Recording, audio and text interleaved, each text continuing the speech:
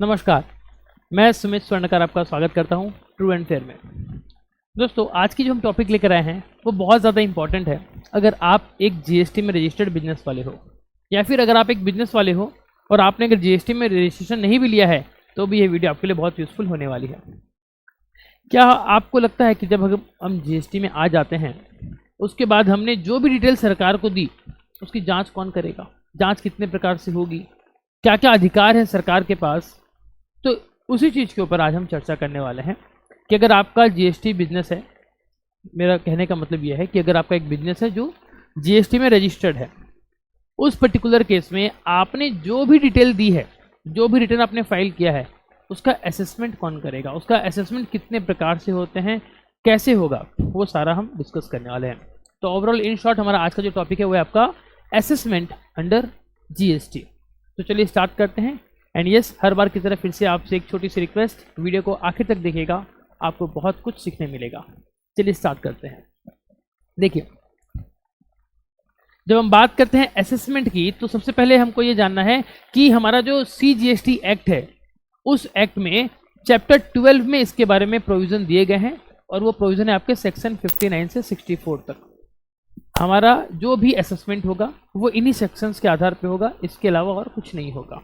ठीक है, अब आपके मन में क्वेश्चन आता है कि असेसमेंट यानी क्या, असेसमेंट मतलब क्या, तो पहले इसको समझेंगे फिर हम आगे बढ़ेंगे। देखिए, असेसमेंट का क्या मतलब होता है, डिटर्मिनेशन ऑफ टैक्स लायबिलिटी। जी हाँ, आपका अंडर जीएसटी एक्ट के तहत आपके बिजनेस में आपका टैक्स लायबिलिटी कितना होगा इसका पता लगाना, इसे कहते हैं असेसमेंट। असेसमेंट कितने प्रकार के हैं, बहुत सारे प्रकार के हैं, जैसे कि सेल्फ असेसमेंट हो सकता है, री असेसमेंट हो सकता है, प्रोविजनल असेसमेंट हो सकता है, समरी असेसमेंट हो सकता है और सबसे खतरनाक बेस्ट जजमेंट असेसमेंट भी हो सकता है। तो इन सारे असेसमेंट के ऊपर चर्चा करेंगे, आपको बहुत कुछ प्रोडक्टिव सीखने को मिलेगा। देखिए, जैसे अभी हमने कहा कि आपका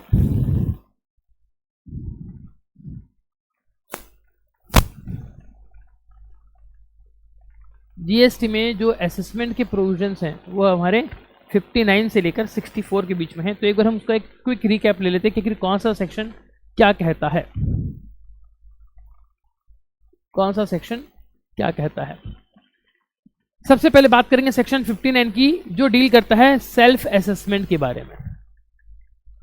सेक्शन 60 डील करता है प्रोविजनल असेसमेंट के बारे में। सेक्शन 61 स्क्रूटनी ऑफ रिटर्न्स, आपने जो रिटर्न फाइल किया होगा उसकी स्क्रूटनी भी होगी, इसका भी पावर यहां पर है। Section 62 non filers of returns, जो लोग रिटर्न फाइल नहीं कर रहे हैं उनको क्या किया जाएगा वो यहां पर दिया गया है। 63 वेरी डेंजरस, अगर आप जीएसटी में नहीं भी हो तब भी सरकार चाहे तो आपका सारा डिटेल चेक कर सकती है और आपको पनिश कर सकती है। सेक्शन 63 डील करता है अनरजिस्टर्ड पर्सन के साथ, कि अगर आप एक अनरजिस्टर्ड पर्सन हैं और आपने गवर्नमेंट को कुछ डिटेल कभी प्रोवाइड करी ही नहीं है, स्टिल गवर्नमेंट के पास पावर है कि वो आके आपके बिजनेस का चेक कर सकती है। अगर उसको लगा कि आपको जीएसटी में आना चाहिए था और आपने जीएसटी में नहीं आया तो आप फंसोगे। And last not the least section 64 जो है आपका summary assessment in case of special situations. ये सारे सेक्शंस हम आज की इस क्लास में डिस्कस करने वाले हैं। एंड यस, आपके लिए बहुत इंपॉर्टेंट है। अगर आप एक जीएसटी बिजनेस वाले हो तो यस, आपके लिए बहुत ज़्यादा इंपॉर्टेंट है। एंड आज की जो ये वीडियो है ये हर उन स्टूडेंट के लिए भी बहुत इंपॉर्टेंट है जो जीएसटी एज अ पेपर अपनी पढ़ाई में पढ़ रहे हैं, चाहे वो बीकॉम का बच्चा हो चाहे वो सीए का बच्चा हो। स्टार्ट करते हैं सेक्शन 59 से, जो कहता है आपका सेल्फ असेसमेंट। जैसे कि नाम खुद कह रहा है, क्या सेल्फ असेसमेंट क्या कहा गया, एवरी रजिस्टर्ड पर्सन, जो पर्सन जीएसटी में रजिस्टर्ड हो चुका है वो क्या कर सकता है, हिमसेल्फ, खुद से, यहाँ पर हिम और हर दोनों होगा, ठीक है, चाहे अगर वो खुद से एसेस करेगा, क्या करेगा, टैक्स पेएबल, कि भैया मेरा टैक्स कितना निकल रहा है। सेक्शन 59 ये पावर दिया कि आप बिजनेस कर रहे हो, अब आप खुद से ये पता करो कि आपका एक पर्टिकुलर पीरियड में कितना टैक्स बन रहा है और अकॉर्डिंगली आप उसका पेमेंट कर दीजिए, रिटर्न फाइल कर दीजिए। अगर ये सेक्शन नहीं होता सेल्फ असेसमेंट का तो हर एक बिजनेस वाला बाध्य हो जाता कि उसको डिपार्टमेंट के चक्कर काटने पड़ते कि सर आप मेरा असेसमेंट कर दीजिए, आप मेरा असेसमेंट कर दीजिए। तो गवर्नमेंट को पता था ये चीज़ पॉसिबल नहीं हो पाएगी, क्योंकि हमारा भारत इतना बड़ा है जहाँ पर करोड़ों की संख्या में हमारे बिजनेसमैन हैं जो जीएसटी में रजिस्टर्ड होंगे, और हमारे जो एम्प्लॉय हैं जो काम कर रहे हैं वो गिन चुन के आपके हज़ारों में होंगे। तो ये चीज़ फिजिबल नहीं था, इसीलिए गवर्नमेंट को ये पावर देना पड़ा उन बिजनेसमैन को जो जीएसटी में रजिस्टर्ड हैं कि अगर आप चाहो आप खुद से आपका रिटर्न का जो असेसमेंट है कर सकते हो। देन बात करते हैं सेक्शन 60 की, प्रोविजनल असेसमेंट। Very important. क्या होता है नाम से समझिएगा कि ये प्रोविजनल है, ये फाइनल नहीं है।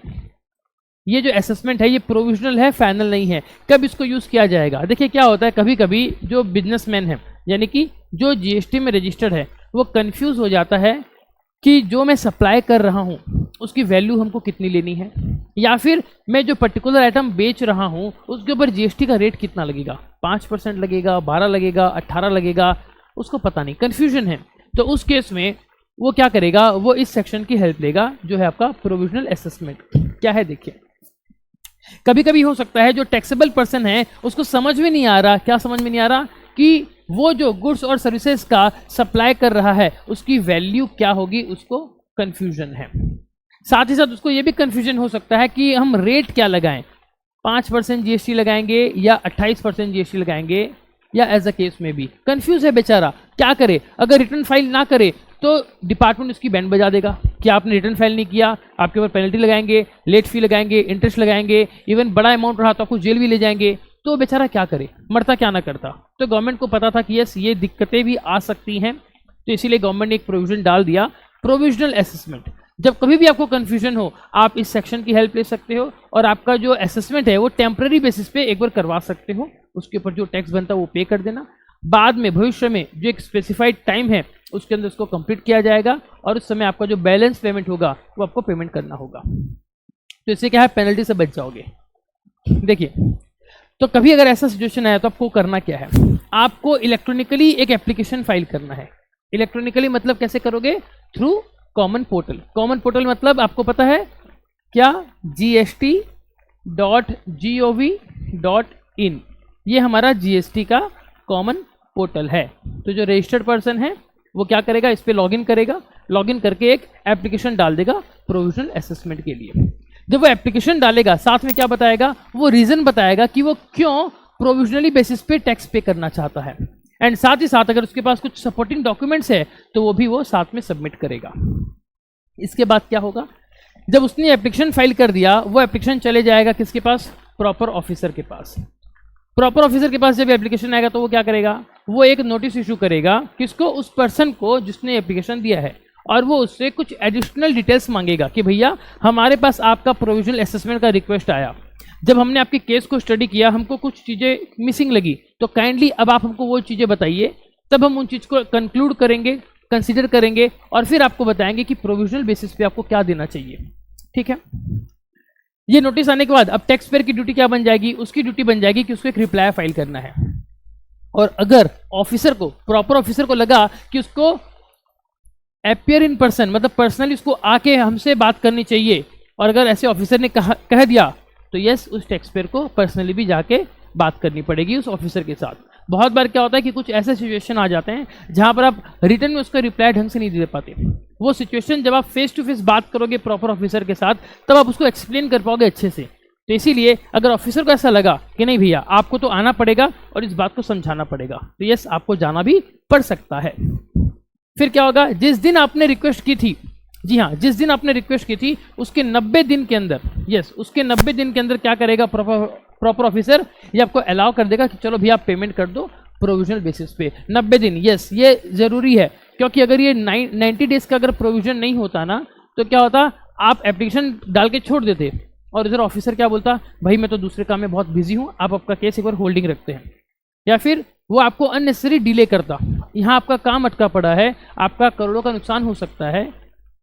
तो इस चीज़ को गवर्नमेंट ने समझा कि नहीं हमको दोनों का सोचना है, डिपार्टमेंट का भी सोचना है और जीएसटी रजिस्टर्ड पर्सन का भी सोचना है, जो बेचारा बिजनेस करके हमारे इंडियन इकोनॉमी को हेल्प कर रहा है, हमको उसकी भी सोचनी है। तो इसलिए मैक्सिमम 90 डेज के अंदर आपको क्या करना है, प्रोविजनल बेसिस पे उसको अलाउ करना है कि ठीक है भैया आप पेमेंट करो। फिर क्या होगा, वो पेमेंट तो अलाउ कर देगा, लेकिन साथ ही साथ एक इंपॉर्टेंट चीज आपसे मांगेगा, वो आपका सिक्योरिटी बॉन्ड मांगेगा। कि भैया अब आप हमको एक बॉन्ड भी दो और सिक्योरिटी भी दो। क्या होगा बॉन्ड? बॉन्ड बेसिकली क्या होता है? एक एग्रीमेंट होता है जहां पर जो टैक्स पेयर है वो बाइंड्स हिमसेल्फ टू पे डिफरेंशियल टैक्स। वो बॉन्ड में लिख देता है कि भैया अगर फ्यूचर में जब मेरे इस पर्टिकुलर असेसमेंट का फाइनल सब कुछ हो जाएगा और अगर कुछ एक्स्ट्रा टैक्स का पैसा निकले तो यस मैं बाउंड हूं कि मैं उसका पैसा पे करूंगा। और अगर मान लीजिए कि अगर पेमेंट उसको करना है तो साथ साथ डिपार्टमेंट उससे एक बैंक गारंटी भी मांगेगा, जो कितना होगा? Maximum 25% of the amount covered in the bond. मान लीजिए आपका 100 रुपए का अगर टैक्स बन रहा था तो उसका कम से कम 25 रुपए का आपको क्या करना पड़ेगा? एक सिक्योरिटी बैंक गारंटी आपको सबमिट करनी पड़ेगी कि फ्यूचर में कुछ भी हुआ तो बैंक इस बैंक गारंटी के बिहाफ में पैसा अपना रिकवरी कर सकता है। दो चीज़ें आपको ध्यान रखनी है, कभी भी अगर प्रोविजनल असेसमेंट आपको करना पड़े, ऑनलाइन जाओगे, अप्लाई करोगे, रीज़न बताओगे, डिपार्टमेंट आपसे कुछ एडिशनल चीज़ें मांगेगा, उसका रिप्लाई करोगे, डिपार्टमेंट आपको बुलाएगा, आप उसके ऑफिस जाओगे, उसको रिप्लाई करोगे। एंड यस, इसके साथ साथ अब आप क्या करेंगे? आप एक सिक्योरिटी भी देंगे, 25% बैंक गारंटी देंगे, कितनी? जितना अमाउंट इन्वॉल्व है, और बॉन्ड एक देंगे जहां पर आप अपने आप को बाइंड करते हो कि अगर भविष्य में कुछ हुआ तो yes I am ready to pay the differential tax. ये प्रोसीजर है। इसके बाद क्या होगा?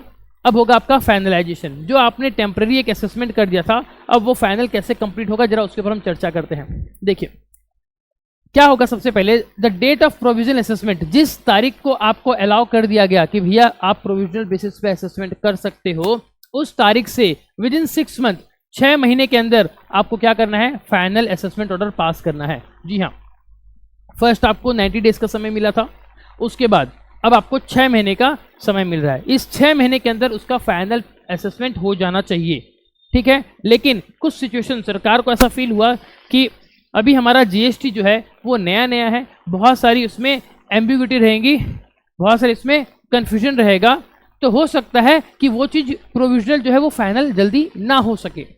तो इसके लिए हमको टाइम चाहिए होगा। तो उसको आप क्या कर सकते हो? आप ज्वाइंट कमिश्नर या एडिशनल कमिश्नर की परमिशन से उसको और 6 महीने एक्सटेंड कर सकते हो। और अगर आपको लगा कि इसमें 6 महीने में भी नहीं हुआ और, तो आप कमिश्नर के अप्रूवल से इसको 4 साल तक एक्सटेंड कर सकते हो। तो देखिए कितना बड़ा गैप आपको दिया गया है, क्योंकि सरकार को ये चीज़ पता था कि नया नया जीएसटी में कुछ कुछ ऐसे केसेस आ सकते हैं जहां पर वो प्रोविजनल असेसमेंट जल्दी कंप्लीट हम ना कर पाएँ, क्योंकि उस पर्टिकुलर केस में बहुत सारे ऐसे चीज़ें होंगी जहां पर हम खुद कंफ्यूज हैं, डिपार्टमेंट वाले खुद कंफ्यूज हैं कि हम उसका क्या रिप्लाई करें, हम उसकी वैल्यू क्या माने, हम जीएसटी रेट क्या लाएं। तो इस चीज़ के लिए हमको चाहिए प्रॉपर समय, ताकि हम उसको प्रॉपर स्टडी कर सकें और हम उसका कुछ रिप्लाई कर सकें, ताकि डिपार्टमेंट को लॉस ना हो। तो इसीलिए यहाँ पर आपको इतना पीरियड आपको मिल रहा है। जब फाइनल असेसमेंट ऑर्डर आ जाएगा तब क्या होगा, चलिए समझते हैं। जब फाइनल असेसमेंट ऑर्डर आता है तो आपका 2 केस बन सकता है। पहला केस, जो टैक्स लायबिलिटी थी आपकी फाइनल असेसमेंट में वो ज़्यादा है, किससे? प्रोविजनल असेसमेंट से। मतलब क्या? अभी जब फाइनल हो गया तो फाइनल में ये पता लगा कि भैया आपको 100 रुपये का टैक्स पे करना है, लेकिन आपने जब प्रोविजनली पे किया था आपने 80 के हिसाब से पे किया था, यानी कि अब 20 रुपये आपको और एक्स्ट्रा पे करना पड़ेगा। तो यहाँ पर क्या करेंगे आप? The differential tax of ₹20 shell be payable, आपको पे करना पड़ेगा अलॉन्ग विथ दिस। ये इंपॉर्टेंट है, किसके साथ पे करोगे? Along with interest on tax due but not paid. जितना टैक्स आपका ड्यू हो रहा था जो आपने पे नहीं किया, यानी कि ये 20 रुपीज़ जो है इसके ऊपर आपको इंटरेस्ट भी पेमेंट करना पड़ेगा। इंटरेस्ट कितना पे करोगे? देखिए, interest shall be payable from the, कब से कब तक दोगे? From the date of tax was due, जिस तारीख को टैक्स का ड्यू हो रहा था उस तारीख से the date of actual payment, जिस तारीख को आपका एक्चुअल पेमेंट हुआ उसके बीच में आप पेमेंट करोगे। एंड आपका इंटरेस्ट कितना लगेगा? 18% पर एनम लगेगा। कहाँ लिखी है ये बात? ये बात लिखी है सेक्शन 50 सबसेक्शन 1 में, कि अगर आपको इंटरेस्ट पेमेंट करना है तो आप 18% पर एनम के हिसाब से टैक्स पेमेंट करोगे। जिस दिन उसकी ड्यू डेट थी उस दिन से जो एक्चुअल डेट ऑफ पेमेंट है उतने पीरियड का आपको इंटरेस्ट पेमेंट करना पड़ेगा। सीन 2 क्या हो सकता है, चलिए समझते हैं उसको भी। सीन 2 ये हो सकता है कि आपने जो फाइनल असेसमेंट किया उसमें आपका टैक्स निकल गया कमती, लेकिन आप पे कर चुके हो ज़्यादा, यानी कि आपने डिपार्टमेंट को ज़्यादा दे दिया था पहले, अब ये पता चला कि नहीं मेरे को उतना देना नहीं था, यानी कि अब डिपार्टमेंट से हम रिफंड मांगेंगे। तो जब गवर्नमेंट से पैसे मांगेंगे तो गवर्नमेंट है बदमाश, गवर्नमेंट क्या करेगी? गवर्नमेंट आपको बोलती है कि चलो हम आपको वापस कर देंगे पैसे और इंटरेस्ट भी दे देंगे, लेकिन इंटरेस्ट कब से देंगे? Beyond 60 days. जिस दिन हमने आपको फाइनल ऑर्डर पास किया उसके 60 दिन तक तो हम अगर पैसे देते हैं आपको कोई ब्याज नहीं मिलेगा। लेकिन अगर वो 60 दिन तक भी हम नहीं दिए, 2 महीने तक आपको पैसा नहीं दिए, तो फ्रॉम 61 डे आपका क्या होगा, इंटरेस्ट चार्ज होगा। लेकिन वो भी कितना, सिर्फ और सिर्फ 6%।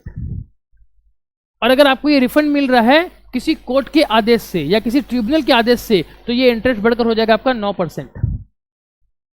और ये बात लिखी है हमारी सेक्शन 56 में।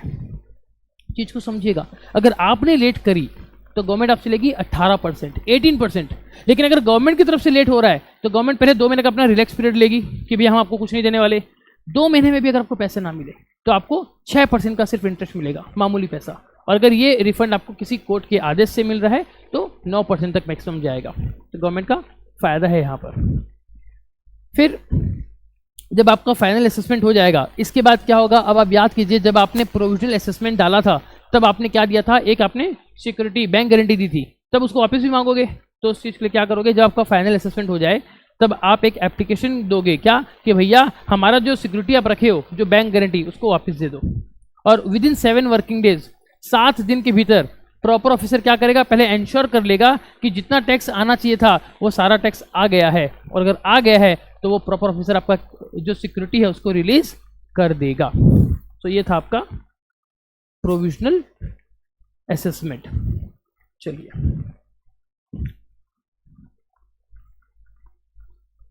फिर आता है आपका नेक्स्ट सेक्शन, सेक्शन 61। ये क्या कहता है, ये कहता है कि अगर आपने रिटर्न डाल तो दिया, तो ऐसा नहीं कि आप कुछ भी डाल दोगे।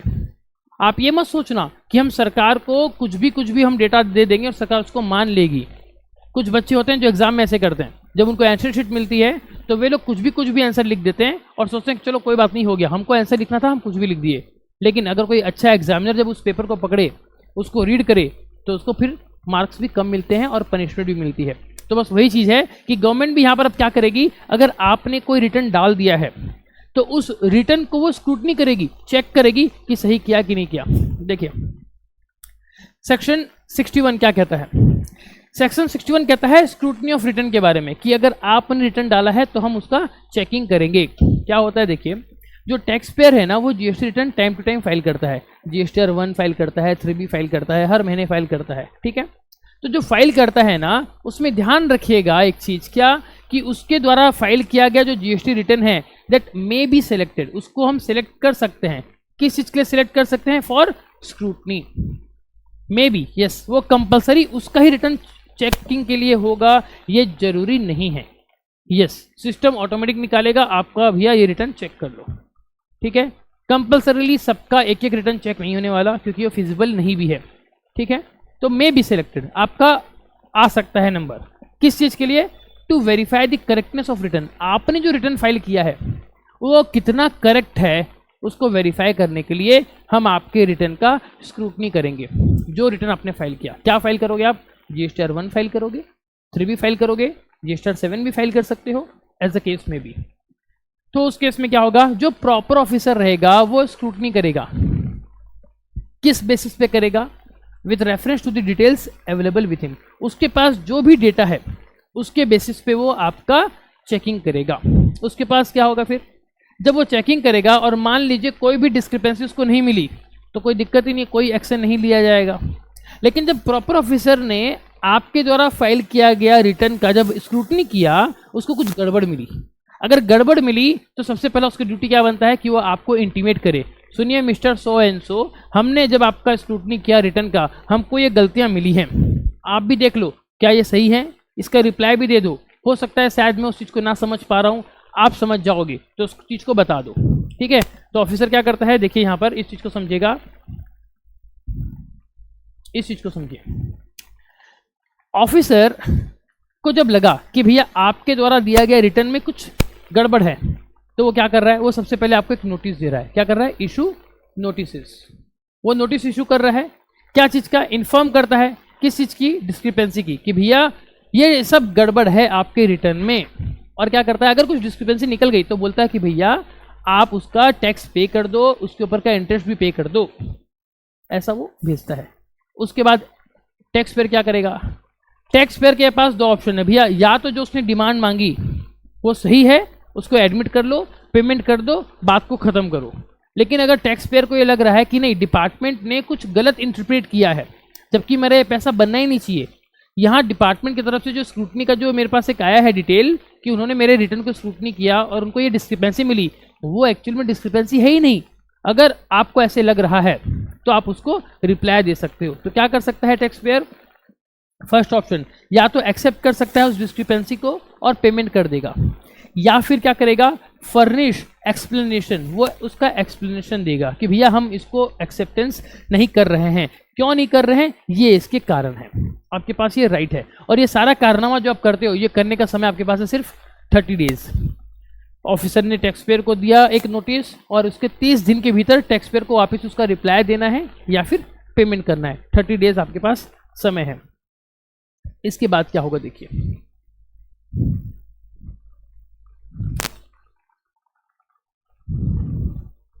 जब आपने रिप्लाई कर दिया तब जो प्रॉपर ऑफिसर है वो अगर आपके रिप्लाई से सेटिस्फाइड है कि भैया आपने जो रिप्लाई दिया वो मुझे समझ में आ गया, इट्स गुड, तो वो क्या कर देगा, वो इन्फॉर्म कर देगा उस रजिस्टर्ड पर्सन को कि भैया हम आपके खिलाफ कोई एक्शन नहीं ले रहे, हम आपके इस रिप्लाई से सेटिस्फाइड हैं। लेकिन अगर मान लीजिए आपने जो रिप्लाई दिया उससे ऑफिसर सेटिस्फाइड नहीं है, या फिर आपने पेमेंट को एक्सेप्ट किया था लेकिन आपने पेमेंट नहीं किया, या फिर कुछ कंप्लेंसेस आपको करने के लिए बोला गया था वो आपने एक्सेप्ट किया था कि हाँ हम कर देंगे, हमसे गलती हुई है, हम रिटर्न फाइल कर देंगे, हम पेमेंट कर देंगे, आपने माना था लेकिन आपने नहीं किया, नॉन कंप्लायंस अगर आपने किया वो भी कब, आफ्टर एक्सेप्टेंस, तो क्या होगा, अब प्रॉपर ऑफिसर जो उसको गुस्सा आ जाएगा, फिर वो क्या करेगा, the proper officer may take recourse any of the following, तब वो आपके खिलाफ ये सब कर सकता है। क्या कर सकता है, वो आपके खिलाफ ऑडिट बैठा सकता है अंडर सेक्शन 65। अब ऑडिट क्या होता है 65 वाला, इसके ऊपर हमने ऑलरेडी एक वीडियो बना चुकी है जिसका लिंक आपको आई बटन पे दिख जाएगा, आप वहां जाके देख सकते हो। फिर स्पेशल ऑडिट भी आपके खिलाफ कर सकता है। और क्या कर सकता है, वो आपके खिलाफ इंस्पेक्शन कर सकता है, आपके यहाँ सर्च एंड सीजर कर सकता है। आपके दुकान आ जाएगा और आपका डिपार्टमेंट मतलब जीएसटी विभाग वाले आपकी दुकान आ जाएंगे, आपका सारा जैसे रेड पड़ती ना, ये उसी प्रकार से भी उनके पास पावर है, वो कर सकते हैं। पूरे आपके दुकान का जांच करेंगे, आपकी दुकान में सर्च करेंगे और अगर जरूरत पड़ी तो आपकी दुकान को सीज भी कर देंगे कि भैया पहले इतना टैक्स का पेमेंट करो फिर अपनी दुकान खोलो। ऐसे बहुत बार आपने आपके खुद के आसपास भी देखा होगा। एंड क्या कर सकता है, ही में इनिशिएट प्रोसीडिंग्स अंडर सेक्शन 73 और 74, और सेक्शन 73 और 74 के तहत वो प्रोसीडिंग्स भी कर सकता है रिकवरी के लिए। तो ये था हमारा स्क्रूटनी ऑफ रिटर्न सेक्शन 61। अब बात करते हैं सेक्शन 62 की, जो किससे डील करता है, वो डील करता है असेसमेंट ऑफ नॉन फाइलर्स। जी भैया, आपको फाइल करना चाहिए था रिटर्न लेकिन आपने रिटर्न फाइल नहीं किया, तो ऐसे लोगों का क्या किया जाए। बहुत सारे ऐसे लोग होते हैं जो जीएसटी में अपने आप को रजिस्टर तो कर लेते हैं, रजिस्टर करने के बाद फिर उनके मन में क्या आया, छोड़ ना, कौन गवर्नमेंट को डिटेल प्रोवाइड करते फिर हर महीना, तो वे लोग क्या करते हैं, वो गवर्नमेंट को कोई भी डिटेल नहीं देते। तो यहाँ पर गवर्नमेंट का ईगो हर्ट हो जाता है। गवर्नमेंट ने बोला कि आप जब हमारे पास आए थे जीएसटी नंबर लेने के लिए तब हमने आपके ऊपर सारे नियम कानून लागू कर दिए, अब आपको हमारे हिसाब से चलना पड़ेगा।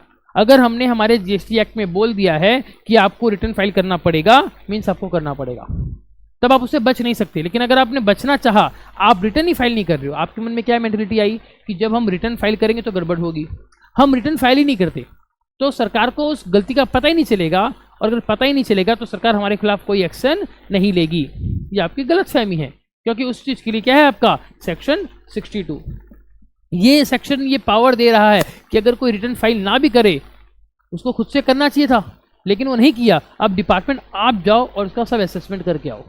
तो क्या कहता है देखिए, ध्यान से समझिएगा। जो रजिस्टर्ड पर्सन है ना वो फेल हो जाता है, किस चीज के लिए फेल हो जाता है, टू फर्निश द रिटर्न। उसको जो रिटर्न फाइल करनी थी वो रिटर्न वो फाइल नहीं करता है। क्या क्या रिटर्न फाइल कर सकता है, अंडर सेक्शन 39 वो मंथली या क्वार्टरली रिटर्न फाइल करना चाहिए था, नहीं कर रहा है। अंडर सेक्शन 44 उसको एनुअल रिटर्न फाइल करना था, वो नहीं कर रहा है। अंडर सेक्शन 45 उसको फाइनल रिटर्न फाइल करना था, वो नहीं कर रहा है। तो बहुत सारे रिटर्न उसको फाइल करने हैं, अगर वो नहीं करता है तो हम क्या करते हैं, हम एज पर सेक्शन 46 उसको एक नोटिस दे देते हैं कि भैया 15 दिन के अंदर आप आपका रिटर्न जो है वो फाइल कर दो। लेकिन इतना नोटिस मिलने के बाद भी वो बिजनेसमैन वो क्या करता है, वो fails to file the return, वो बोलता फाइल करता ही नहीं है। वो आप चाहे नोटिस दो या कुछ भी करो।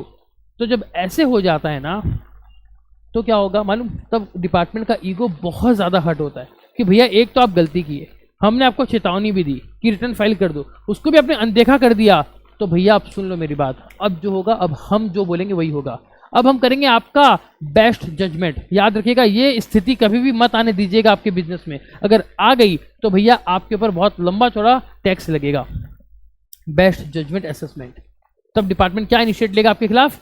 बेस्ट जजमेंट असेसमेंट ले लेगा। क्या होगा best judgement assessment? Proper officer करेगा। किस बेसिस पे करेगा? उसके पास जो भी डिटेल अवेलेबल है। मान लीजिए मेरे पास आपका बैंक डिटेल है कि आपके बैंक में आया है इतने रुपए, 100 करोड़ रुपए आपके बैंक में आया है, और आपने उस पीरियड का कोई भी रिटर्न फाइल नहीं किया। अब मैं क्या करूंगा, क्योंकि मेरे पास एक डिटेल अवेलेबल है आपके बैंक का, आपके बैंक में दिखाया 100 करोड़ पैसे आए हैं, तो मैं मान लूंगा आपका 100 करोड़ का बिजनेस हुआ है। अगर 100 करोड़ का बिजनेस हुआ है तो उसके ऊपर का रेस्पेक्टिव जो जीएसटी लगता है वो आपको देना पड़ेगा, आपका इंटरेस्ट देना पड़ेगा। आपने रिटर्न फाइल नहीं किया, उसका लेट फाइन वगैरह भी देना पड़ेगा। अच्छे से हम आपके ऊपर पेनल्टी लगाएंगे, वो आपको देना पड़ेगा। तो यहाँ पर क्या हो गया? Best judgement. मैं ऑफिसर, मुझे जो सही लगा आपका डेटा देखकर, वो मैं क्या करूंगा, उस बेसिस पे आपका असेसमेंट कर दूंगा। ठीक है। और ये कब कर सकता है best judgement assessment? Within 5 years, 5 साल के अंदर कर सकता है। कहां से 5 साल? From the date of furnishing annual return. आपका एक एनुअल रिटर्न फाइल करने का जो डेट है, जो होती है हमारी नेक्स्ट ईयर की 31 दिसंबर, वहां से 5 साल के भीतर वो आपका बेस्ट जजमेंट असेसमेंट कर सकता है। आइए इस चीज को हम एक अच्छे से एक टाइमलाइन के माध्यम से समझते हैं, उसके बाद आपको समझ में आ जाएगा कि क्या हो रहा है। देखिएगा जरा, समझिए इस पिक्चर को। ये आपका फाइनेंशियल ईयर 17-18, फाइनेंशियल ईयर 17-18 कब से स्टार्ट हो रहा है? स्टार्ट हो रहा है आपका 1 अप्रैल 2017 से। खत्म कब होगा? 31 मार्च 2018 को खत्म हो जाएगा। तो ये जो आपका फाइनेंशियल ईयर 17-18 है, इसका एनुअल रिटर्न का ड्यू डेट कब पड़ेगा? नेक्स्ट ईयर का 31 दिसंबर को, 31 दिसंबर को आपका इसका ड्यू डेट पड़ेगा। मतलब कौन से फाइनेंशियल ईयर में पड़ रहा है? फाइनेंशियल ईयर 18-19 में पड़ रहा है। फिर से समझिएगा, ये आपका फाइनेंशियल ईयर 17-18, इसका एनुअल रिटर्न आपका कब फॉल करेगा? नेक्स्ट ईयर के 31 दिसंबर को फॉल करेगा। तो ये जो 31 दिसंबर है ना, ये 31 दिसंबर, यहां से नेक्स्ट 5 साल तक आपका ये कभी भी बेस्ट जजमेंट लगा सकता है। यानी कि ये पूरा 5 साल तक, ये जो पूरा 5 साल है, देखिए 31 दिसंबर 18 से लेकर 31 दिसंबर 2023, यानी कि ये 5 साल के अंदर वो क्या कर सकता है? वो आपका बेस्ट जजमेंट असेसमेंट कर सकता है। समझ में आपको?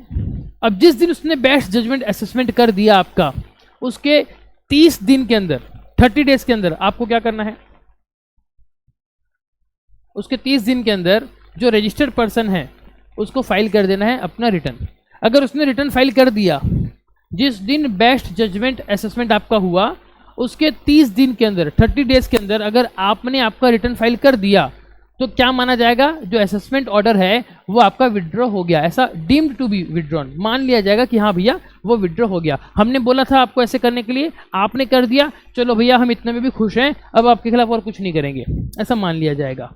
लेकिन याद रखिएगा, आपने रिटर्न तो फाइल कर दिया, लेकिन जो इंटरेस्ट बनता या लेट फाइन बनता वो तो आपको देना पड़ेगा। जो इंटरेस्ट और लेट फाइन का सेक्शन है आपका सेक्शन 47, उसके हिसाब से जितना लेट फाइन बनता वो आपको देना पड़ेगा। और इंटरेस्ट का सेक्शन है सेक्शन 50 सब सेक्शन 1, उसके हिसाब से जो इंटरेस्ट बनेगा वो आपको देना पड़ेगा। इंटरेस्ट कितना है? 18% पर एनम का है। और लेट फाइन कितनी है? जितना आपने डिले किया पर डे पर एक्ट 100 रुपए, यानी कि CGST में 100 रुपए, SGST में 100 रुपए, टोटल 200 रुपए पर डे आपको लेट फाइन लगेगा। और मैक्सिमम 5000, या फिर 100 रुपए पर डे पर एक्ट, या फिर टर्नओवर का 0.25% इन केस ऑफ एनुअल रिटर्न। अगर आपने एनुअल रिटर्न का डिले किया था, उसके खिलाफ अगर आपको कुछ नोटिस वगैरह आ रहा है, तो एनुअल रिटर्न जितना डिले हुआ उसमें 100 रुपए पर डे या फिर मैक्सिमम 0.25% ऑफ योर टर्नओवर, ये आपको लेट फाइन देनी पड़ेगी। अब ये चीज सही ढंग से हो, उसके लिए GST ने एक गाइडलाइन दी है कि ये कैसे काम करता है, समझेगा। अगर आप रिटर्न फाइल नहीं कर रहे हो तो वो चीज काम कैसे करता है, उसके लिए GST डिपार्टमेंट ने एक गाइडलाइन दी गई है, ताकि अगर हम वो गाइडलाइन फॉलो करें तो ऑल ओवर द इंडिया ये चीज एक यूनिफॉर्म तरीके से मेंटेन होगा। ठीक है, क्या है वो जरा समझेंगे। सी, इस पिक्चर को समझिए। एक सेकेंड, अभी शायद ये विजिबल है, हाँ। अप्रैल 2024 ये जो मंथ है, इस मंथ का आप रिटर्न फाइल कब करोगे? आप फाइल करोगे इसका नेक्स्ट, सॉरी ये गलत मैंने बता दिया, इसका ड्यू डेट कब है? इसका ड्यू डेट है आपका नेक्स्ट महीने का 20 तारीख 3B का, ठीक है। मीनवाइल तो क्या होगा, अगर 20 तारीख आपका ड्यू डेट है तो यहां पर देखिए, यहां पर 17 तारीख को 17 मई 2024 को, मतलब जिस दिन आपका डेट है उसके 3 दिन पहले ही सिस्टम एक मैसेज जनरेट कर देगा और आपको मैसेज कर देगा कि भैया फाइल कर दो रिटर्न। ऐसा आपके पास आता होगा, डियर टैक्स पेयर, आपने अपना फाइल नहीं किया है तो फाइल कर दो, अगर कर दिया है तो इग्नोर कर दो, ऐसे आपके पास मैसेज आता है। फिर क्या होगा, अब इसके बाद जिस दिन आपका ड्यू डेट भी पार हो गया, लेट्स सपोज 20 तारीख पार हो गई, अब क्या होगा, इमीडिएट नेक्स्ट डे क्या होने वाला है, 21 मई 2024 को सिस्टम एक जनरेट कर देगा मेल कि आप डिफॉल्टर हो, कि भैया आपने रिटर्न फाइल नहीं किया, आप एक डिफॉल्टर हो। और जिस दिन उसने नोटिस दे दी उसके 5 दिन के अंदर, यानी कि 21, 22, 23, 24, 25, ये 5 दिन के अंदर आपने अगर कुछ भी नहीं किया तो क्या होगा, उसके जस्ट बाद यानी कि 26 मई से क्या हो जाएगा, आपके पास एक नोटिस आ जाएगी अंडर सेक्शन 46, क्या कि भैया अब आपको रिटर्न फाइल करना है विदिन 15 डेज। आपको नोटिस आ जाएगी 46 सेक्शन के तहत कि भैया अब आपको 15 डेज में एक रिटर्न फाइल करना है। और उसके बावजूद भी अगर आपने रिटर्न को फाइल नहीं किया इस पीरियड में भी, जब आपको ये नोटिस आ गई है उसके बाद भी अगर आपको नहीं किया आपने फाइल, कब, 15 दिन के अंदर, जिस दिन आपको नोटिस मिली उसके 15 दिन के अंदर भी अगर आपने रिटर्न फाइल नहीं किया, अब डिपार्टमेंट का आग बबूला होना स्वाभाविक है, वो पागल हो गया। अब वो क्या करेगा, सीधा आपके ऊपर लगा देगा बेस्ट जजमेंट असेसमेंट कि भैया अब तो तुम्हारी खैर नहीं। समझ में आया? तो गलती कहां हो रही है, इसको जरा पूरे अच्छे से समझिए। अप्रैल 2024 का महीना है, इसका ड्यू डेट है 20 तारीख, 20 मई अगले महीना, उसके ठीक 3 दिन पहले डिपार्टमेंट आपको एक सिस्टम जनरेट मैसेज कर देगा भैया रिटर्न फाइल करना है आपको, आपने फाइल नहीं किया। जैसे ही फाइल नहीं किया वो डेट पार हो गई, नेक्स्ट डे ही 21 मई को ही क्या हो जाएगा, एक सिस्टम जनरेट मेल आ जाएगा डिफॉल्टर का, 5 दिन का समय दिया गया है, तब भी फाइल नहीं किया तो 26 मई को आपको एक मेल जाएगा, एक नोटिस जाएगी अंडर सेक्शन 46 कि भैया आपको 15 दिन के अंदर फाइल करना पड़ेगा, ये कंपलसरी है। अगर नहीं करते इस 15 दिन के अंदर भी, तब हम आपका लगाएंगे बेस्ट जजमेंट, मतलब हम आपको बार बार मौका दे रहे हैं कि देखो गलती हो रही है। पहले तो हम अपने आपको रोकना चाहा, आपके ड्यू डेट के 3 दिन पहले ही हमने आपको चेता दिया भैया फाइल करना है, आपने तब भी नहीं किया। उसके बाद हमने आपको एक चेतावनी दी कि भैया अब आप डिफॉल्टर के केस में जा रहे हो, आपने तब भी नहीं किया।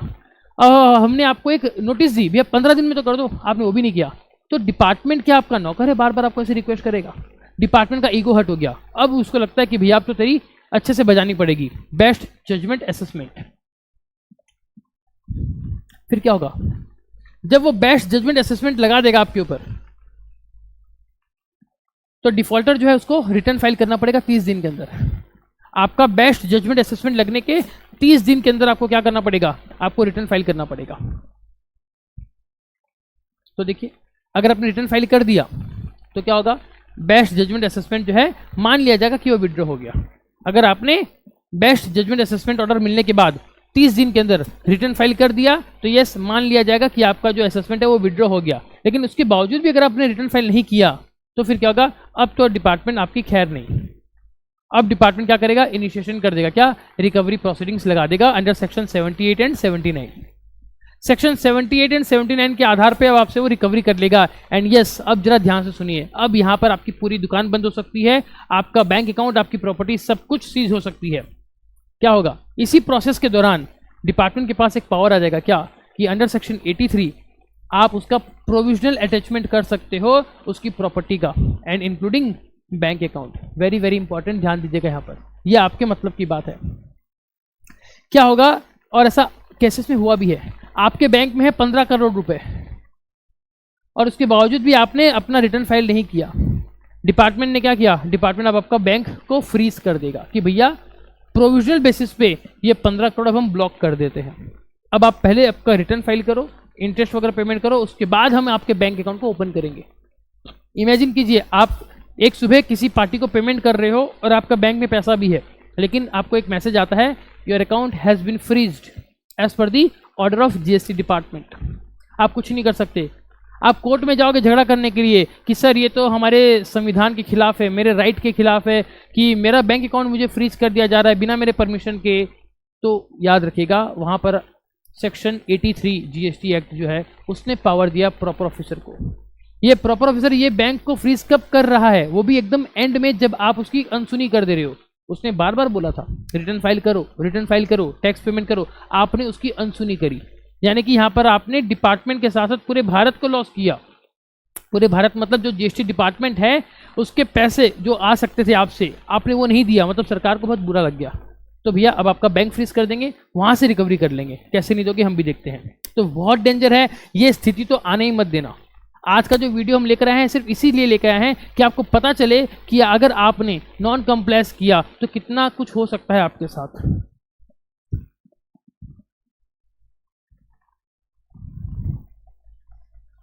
चलिए नेक्स्ट सेक्शन की तरफ बढ़ते हैं। ये भी बहुत ही डेंजर सेक्शन है अपने आप में। आपको क्या लगता है कि अगर हम जीएसटी में रजिस्ट्रेशन लेते हैं तो हमारे पर जीएसटी वाले डिपार्टमेंट वाले आएंगे, हमारा अकाउंट चेक करेंगे, हमारा बैंक अकाउंट चेक करेंगे, हमारे ऊपर रेड डाल सकते हैं, इंस्पेक्शन के लिए आ सकते हैं, हमारी दुकान सीज कर सकते हैं।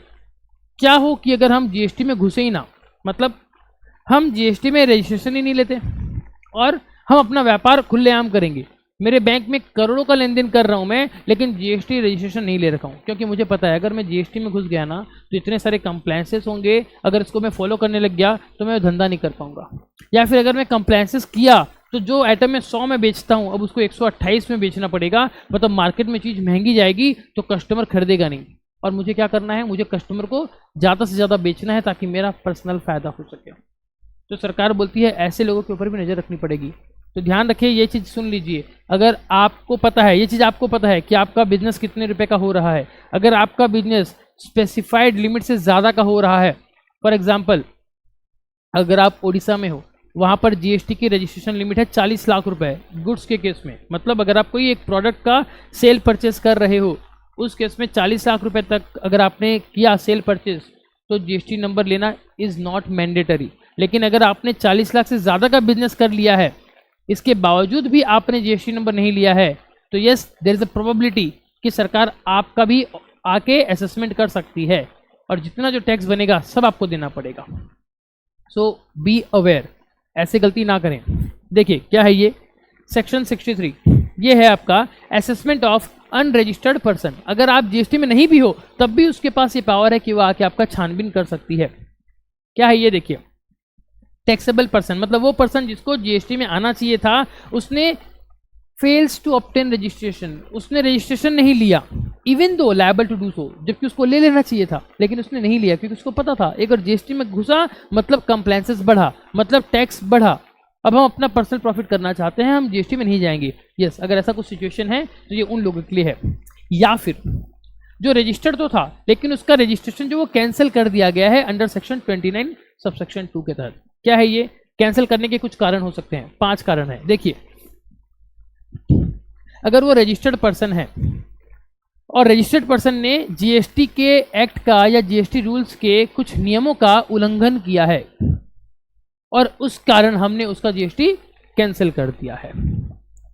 एक कॉम्पोजिशन डीलर है जिसने लगातार 3 रिटर्न फाइल नहीं किए तो हम उसका जीएसटी सस्पेंड कर देंगे।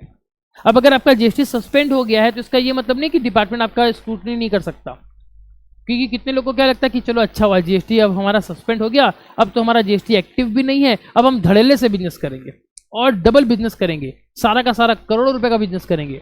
तो डिपार्टमेंट बोलता है ऐसे तुम हमको मूर्ख समझे हो क्या, आप बिजनेस कर रहे हो, आप पैसा कमा रहे हो, हमको भी मिलना चाहिए। इसीलिए हम आपका इवन तो आपका जीएसटी कैंसिल भी हो गया हो या अगर आप जीएसटी में नहीं भी हो, हमारे पास ये पावर है, हम आएंगे आपके घर, पूरी बारात लेकर आएंगे और अच्छे से छानबीन करके जाएंगे। और क्या कर सकते हैं, अगर किसी पर्सन ने अगर रिटर्न फाइल नहीं किया, ये तो कॉम्पोजिशन की बात थी, कॉम्पोजिशन वाले ने लगातार 3 पीरियड का रिटर्न फाइल नहीं किया तो हम उसका कैंसिल करेंगे। लेकिन अगर कोई नॉर्मल केस है जैसे कि रेगुलर पर्सन है, एक जीएसटी में रेगुलर पर्सन है, तो वो अगर लगातार 6 महीने तक अगर रिटर्न फाइल ना करे तो यस डिपार्टमेंट उसका जीएसटी कैंसिल कर सकता है। एंड लास्ट और भी है, आपने जीएसटी नंबर तो ले लिया लेकिन 6 महीने तक आपने कोई भी बिजनेस स्टार्ट नहीं किया, नॉन कमेंसमेंट ऑफ बिजनेस, तो यस तब भी डिपार्टमेंट आपका जीएसटी कैंसिल कर देगा। बोले ये तो टाइम पास के लिए जीएसटी लिया था, इसने कुछ बिजनेस तो करना है नहीं, तो इसकी दुकान को बंद करो, जब जरूरत होगी फिर ये आएगा तब इसको जीएसटी नंबर देंगे। तो यहाँ पर भी क्या हो सकता है, गड़बड़। चीज़ को समझिएगा, एकदम से समझिए ये क्या हो रहा है। लेट्स सपोज मुझे किसी एक कंपनी का कुछ काम लेना था, कंपनी ने एक रिक्वायरमेंट रखी कि भैया अगर आपको हमारे यहाँ काम करना है आपका जीएसटी नंबर होना कंपलसरी है। तो मैंने क्या किया, मैंने एक जीएसटी नंबर ले लिया और वो सर्टिफिकेट मैंने उस कंपनी को दिखा दिया कि देखो सर मेरे पास जीएसटी नंबर है, अब आप मेरे को ये काम दे दो। जब एक बार काम मिल गया उसके बाद भाड़ में गया जीएसटी, मैं पेपर उसको फाड़ के फेंक दिया, मेरे को कोई मतलब ही नहीं जीएसटी नंबर से, क्योंकि अब मेरे को काम मिल गया, अब बस मैं आराम से अपना काम कर रहा हूँ, पैसे कमा रहा हूँ। मैंने जीएसटी को पूरा नज़रअंदाज कर दिया, तो वो इस केस में फॉल करेगा कि क्योंकि मैंने जब जीएसटी का कोई कंप्लेंट्स नहीं किया, मैं जीएसटी का कोई रिटर्न फाइल नहीं करूँगा, इट मीन्स मेरा कोई बिजनेस नहीं हो रहा है। और अगर कोई पैसा आ भी रहा होगा मेरे पास तो उसको मैं बैंक में नहीं डालता, क्योंकि अगर बैंक में पैसा डालूँ तो फिर उनके पास पता चल जाएगा, मैं कैश में धंधा करना शुरू कर दूंगा। तो ऑन पेपर मेरा दुकान स्टार्ट ही नहीं हुआ है, मेरा बिजनेस स्टार्ट ही नहीं हुआ है, 6 महीने हो गए लेकिन कोई धंधा नहीं है। तो सरकार बोलती है कोई बात नहीं, अननेसेसरी आपको हम जीएसटी नंबर नहीं देंगे, ओपन है क्लोज करो, जब बिजनेस करोगे तब आना हमारे पास। तो वैसे लोगों का भी सरकार जीएसटी नंबर कैंसिल कर देती है और फिर इनका भी असेसमेंट कर सकती है। सेक्शन 63 ये पावर दिया है। Then last not the least, a very important, आपका जीएसटी कैंसिल हुआ, सरकार ने किया, क्यों किया, क्योंकि आपने जो जीएसटी नंबर लिया था आपने गलत तरीके से लिया था, फ्रॉड करके लिया था, कुछ गलत स्टेटमेंट सबमिट करके लिया था, या आपने कुछ फैक्ट को दबा कर लिया था। एग्जाम्पल के तौर पे मान लीजिए आपने क्या किया, एक फर्जी डॉक्यूमेंट्स रेडी किया और एक फर्जी इंसान के नाम से आपने जीएसटी नंबर ले लिया है। बाद में जब ये गवर्नमेंट को रिवील होता है, हालांकि आज के टाइम में गवर्नमेंट इस चीज़ को बहुत रोबस्ट कर चुकी है, अगर आप एक नया जीएसटी नंबर लेना चाहते हैं तो ये बहुत सारे आपको दिक्कतों का सामना करना पड़ सकता है। इवन जीएसटी डिपार्टमेंट वाले आएंगे आपके यहाँ पर चेक करने के लिए कि आपके ऑफिस है कि नहीं। कुछ केसेस में आपको बुलाया जाएगा डिपार्टमेंट और आपको आपका अंगूठा लगा के बायोमेट्रिक ये प्रूफ देना पड़ेगा कि हाँ मैं ही वो इंसान हूँ जो जीएसटी नंबर ले रहा है। तो ये सब आज हो रहा है, लेकिन जब ये चीज़ नहीं था, या फिर मान लीजिए किसी कारण से कोई लूपहोल यूज़ करके अगर आपने गलत तरीके से ये जीएसटी नंबर अगर ले लिया है, बाद में जब गवर्नमेंट को पता चलेगा गवर्नमेंट उसको कैंसिल कर सकता है। और जब कैंसिल कर देगा इसका मतलब ये नहीं कि वो आपका असेसमेंट नहीं करेगा, वो असेसमेंट भी करेगा, बताओ भैया आप कितना कमाए हो, कितना पैसा बैंक में आया है, तो वो कर सकता है। तो ये section 63 is very very important, आपको ध्यान रखना चाहिए कि ये मन से एक दिमाग से निकाल दो कि अगर मैं जीएसटी में नहीं हूँ तो मेरा वो लोग कुछ नहीं बिगाड़ सकते, सब कुछ बिगाड़ सकते हैं, तो ध्यान रखिएगा। तो जिन लोगों का जीएसटी नंबर कैंसिल हुआ था और वॉज लायबल टू पे टैक्स, और वो लोग को टैक्स का पेमेंट करना था, तो उस केस में क्या होगा, प्रॉपर ऑफिसर जो है वो आपकी टैक्स लायबिलिटी का असेसमेंट कर सकता है। किसका, ऑफ सच अनरजिस्टर्ड पर्सन, जो लोग जीएसटी में नहीं है उनका भी कर सकता है, या जो लोग जीएसटी में थे लेकिन आज उनका जीएसटी कैंसिल हो चुका है उनका भी असेसमेंट किया जा सकता है। ठीक है, और वो भी कैसे करेगा मालूम, देखिए वो भी करेगा आपका बेस्ट जजमेंट, फिर से लग जाएगा क्या, बेस्ट जजमेंट असेसमेंट, आपका बेस्ट जजमेंट असेसमेंट आपके ऊपर लग जाएगा। इस चीज में क्या होता है, देखिए जो प्रॉपर ऑफिसर है वो आपको एक शो कॉज नोटिस देता है, प्रॉपर ऑफिसर आपको एक शो कॉज नोटिस देता है कि आप 15 दिन में रिप्लाई कर दो कि हम आपके खिलाफ ये प्रोसीडिंग्स क्यों ना करें।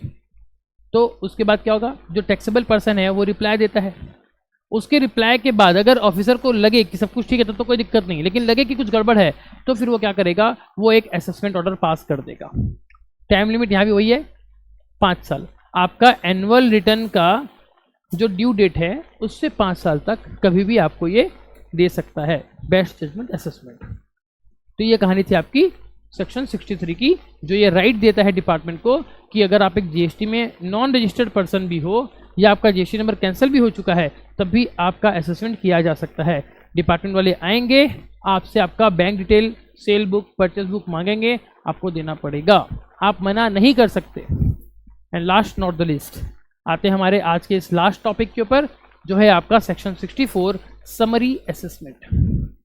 सेक्शन 64 समरी असेसमेंट क्या होता है, समरी असेसमेंट ये स्पेशल केसेस में होता है, समझिएगा बात को। कभी कभी प्रॉपर ऑफिसर के पास प्रॉपर एविडेंस है कि जो टैक्सेबल पर्सन है उसका कुछ लायबिलिटी बन रहा है टैक्स का, जो प्रॉपर ऑफिसर आया, उसने आपका छानबीन किया, उसको लग रहा है यस मेरे पास जो भी प्रूफ है ना उसके आधार पे मैं बोल सकता हूँ कि इस आदमी का टैक्स बनेगा। या फिर कभी कभी कुछ ऐसे सर्कमस्टेंसेस हो जाते हैं जहां पर ऑफिसर को ये लग रहा है कि भैया अगर हम डिले किए ऑर्डर पास करने में, अगर हमने डिले किया ऑर्डर पास करने में, तो वहां पर दैट में adversely affect the interest of revenue, तो हमारा डिपार्टमेंट को एडवर्स इफेक्ट हो सकता है, मतलब लॉस हो सकता है। अभी इसके पास भैया प्रॉपर्टी है, हमको पता है गड़बड़ कर चुका है ये क्या करेगा, प्रॉपर्टी बेच देगा और जो भी कैश आया उसको मार्केट में ऐसे फैला देगा कि हम डायरेक्टली से रिकवर नहीं कर पाएंगे। देर मत करो, फटाफट इसके खिलाफ एक्शन लो और एक असेसमेंट ऑर्डर पास कर दो ताकि उस ऑर्डर के बिहाफ में हम उससे रिकवरी कर लेंगे। ठीक है, तो समरी असेसमेंट कब लगाया जाता है? वो लगाया जाता है to protect the interest of revenue, revenue के इंटरेस्ट को प्रोटेक्ट करने के लिए लगाया जाता है समरी असेसमेंट। प्रॉपर ऑफिसर लेकिन ये ऐसे नहीं कर सकते, जी हाँ, क्योंकि अब देखो आपको लग रहा है कि ये कुछ गड़बड़ कर रहा है लेकिन आपके पास इतना पावर नहीं है कि आप उसका कुछ भी कर लो, तो एक प्रोटोकॉल मेंटेन करना पड़ता है आपको कुछ करना पड़ेगा। क्या करना पड़ेगा? जो प्रॉपर ऑफिसर है वो प्रॉपर ऑफिसर पहले अप्रूवल लेगा, एक परमिशन लेगा, किससे लेगा? फ्रॉम एडिशनल कमिश्नर या फिर फ्रॉम ज्वाइंट कमिश्नर। वो पहले इनसे परमिशन लेगा, उनके परमिशन के आधार पे वो इनिशिएट करेगा समरी असेसमेंट। विदाउट, याद रखिएगा, कोई ऑफिसर आ गया और आपका समरी असेसमेंट कर रहा है तो पहले आप उससे मांगिए कि भैया आपके पास अप्रूवल दिखाइए, कमिश्नर ने जो आपको अप्रूवल दिया होगा। अगर कमिश्नर का अप्रूवल आपके पास नहीं है तो कोई भी ऑफिसर लोअर लेवल का आपके बिजनेस का समरी असेसमेंट नहीं कर सकता। और ये जो ऑर्डर है समरी असेसमेंट का, जब वो इनिशिएट कर लिया ना, इनिशिएट करने के बाद अगर सब कुछ ओके रहा तो उसको हम विड्रॉ भी कर सकते हैं। तो क्या बोला गया है कि this assessment order, summary assessment order may be withdrawn bye additional और ज्वाइंट कमिश्नर। जो एडिशनल या ज्वाइंट कमिश्नर है जिसने अलाउ किया था असेसमेंट करने का, वो उसको विड्रॉ भी कर सकता है। कब कर सकता है? अगर आपने एक एप्लीकेशन दिया विद इन 30 डेज, मान लीजिए मेरे खिलाफ समरी असेसमेंट हो गया और मेरे पास सब कुछ सही डेटा है, मैंने कुछ गड़बड़ नहीं किया, तो मैं रिटर्न में एक एप्लीकेशन दूंगा कि सर मेरे खिलाफ ये गलत हो रहा है, आपका जो भी डाउट था आप इसमें देख लीजिए एंड ये असेसमेंट बंद होना चाहिए। तो अगर कमिश्नर को सही लगा तो यस, कमिश्नर उसको बंद कर सकता है। या फिर कमिश्नर को खुद से ये एहसास हो गया कि यार हमको इसका समरी असेसमेंट नहीं करना चाहिए था, हमने गलती कर दी, कुछ एक डेटा ऐसा था जो हम उसको गलत इंटरप्रेट कर लिए और उस गलत इंटरप्रिटेशन के कारण हमने इसके खिलाफ समरी असेसमेंट चला दिया। अगर ये उनको खुद से एहसास हो जाए तो जो कमिश्नर है वो मतलब खुद से क्या कर सकता है? ऑन हिज ओन मोशन वो उसको क्या कर सकता है? उसको बंद कर सकता है, विड्रॉ कर सकता है। तो ये था हमारा टोटल असेसमेंट का सेक्शंस अंडर जीएसटी एक्ट, जहां हमने सेक्शन 59 से लेकर 64 तक सबको अच्छे से डिटेल में डिस्कस किया है। उम्मीद करता हूं आज के इस वीडियो से आपको बहुत कुछ सीखने मिला होगा और आप इन चीज़ को सीखकर आपके बिजनेस को जीएसटी कंप्लायंस अच्छे से कर सकते हैं। इसके अलावा भी अगर आपको कुछ डाउट है तो आप हमें कांटेक्ट कर सकते हैं, हमारे कांटेक्ट डिटेल्स आपको स्क्रीन पे दिख रही है। मिलेंगे अगली वीडियो में, तब तक के लिए जय हिंद, वंदे मातरम।